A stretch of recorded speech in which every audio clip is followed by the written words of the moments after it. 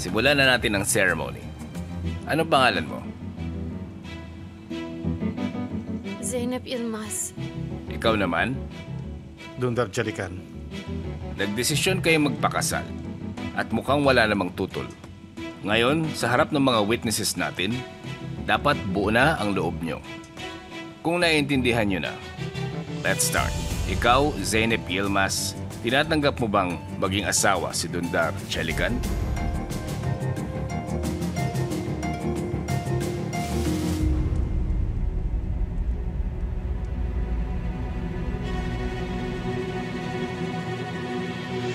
Oo.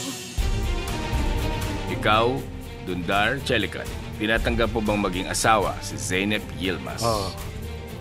Okay. Pakipirmahan nyo na lang ito.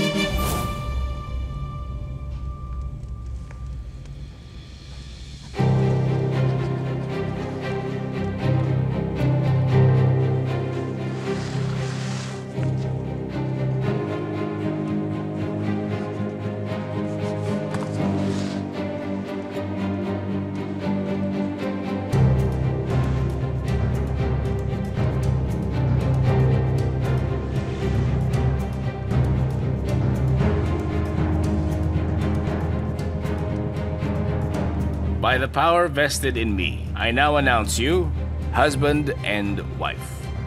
Here, this is your license.